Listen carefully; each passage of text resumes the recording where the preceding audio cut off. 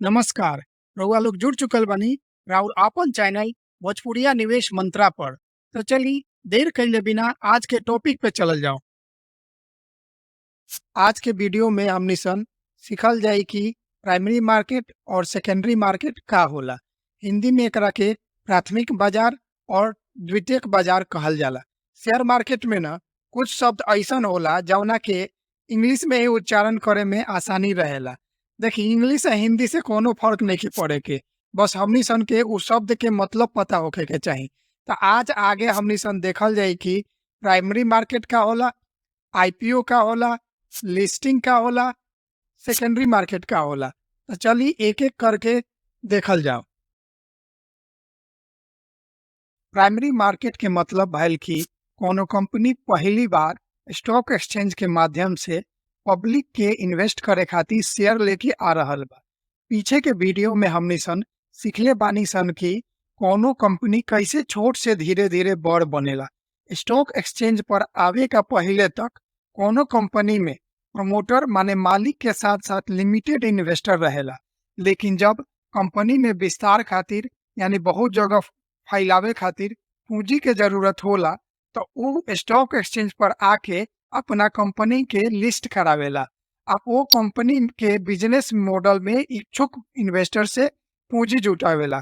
Stock exchange के list होके के पहिले जौन ई पूरा प्रक्रिया होला वो प्राइमरी मार्केट में होला।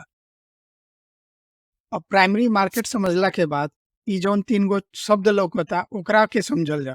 देखी, आईपीओ, एफपीओ या ओएफएस तीनों एगो प्रोसेस ह जौन की प्राइमरी मार्केट में घटित होला। अब एक एक करके समझल जाओ। आईपीओ के फुल फॉर्म होला इनिशियल पब्लिक ऑफरिंग।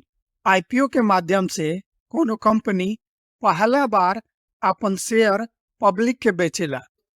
उदाहरण के तौर पर टाटा टेक्नोलॉजी के आईपीओ नवंबर 2023 में आई रहे और प्राइस बैंड रहे 475 से 500 रुपया। मतलब एक शेयर के दाम 475 से 500 के बीच में हमनी सन चूज करके बोली लगा सकत रही सन और अप्लाई कर सकत रही सन। अब आईपीओ में कैसे अप्लाई कइल जाला, का प्रोसेस रहेला, ओकरा पर अलग से वीडियो रउआ लोग खातिर आई। तो नवंबर 23 में टाटा टेक के आईपीओ में अगर कोई अप्लाई कइले रहे 500 रुपया में ओकरा शेयर मिलल होई, लेकिन आज ओकर रेट बा 1094 रुपया। अब अगला टर्म बा एफपीओ। एफपीओ के फुल फॉर्म होला फॉलो ऑन पब्लिक ऑफर। मतलब है कि आईपीओ लैला का बाद अगर कंपनी का और अतिरिक्त पूंजी के जरूरत बा तो वो एफपीओ लेके आवेल। ओएफएस के फुल फॉर्म होला ऑफर फॉर सेल। ओएफएस के माध्यम से कोनो कंपनी के प्रमोटर या बड़ा शेयर होल्डर अपन शेयर पब्लिक के बेचेला।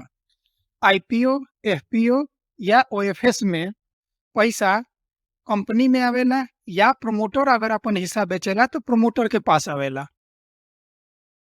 अब आई समझल जाओ कि सेकेंडरी मार्केट का होला। सेकेंडरी मार्केट के मतलब है स्टॉक एक्सचेंज पर लिस्टिंग के बाद वाला मार्केट। मतलब शेयर मार्केट, स्टॉक मार्केट सब सेकेंडरी मार्केट में आवेल। यहाँ पे जौन भी स्टॉक खरीदल या बेचल जाला एगो इन्वेस्टर से दूसरा इन्वेस्टर के बीच। स्टॉक मार्केट में करीब करीब 6000 कंपनी लिस्टेड बाड़ी सा। वो 6000 कंपनी के शेयर जौन इन्वेस्टर लगे बा ओकर खरीद बिक्री सेकेंडरी मार्केट में होला या स्टॉक मार्केट में होला।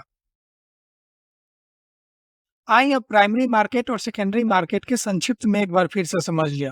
देखिए, प्राइमरी मार्केट में ना कंपनी अपन शेयर इन्वेस्टर के बेचेला और पैसा कंपनी लगे जाला। जहाँ पर सेकेंडरी मार्केट में कंपनी का कोनो मतलब नहीं कि वहाँ पे एगो इन्वेस्टर दूसरा इन्वेस्टर से एगो कंपनी के शेयर खरीद बेच करेला। जौन इन्वेस्टर खरीदेला ओकरा पास शेयर जाला और जौन इन्वेस्टर बेचेला ओकरा पास पैसा जाला।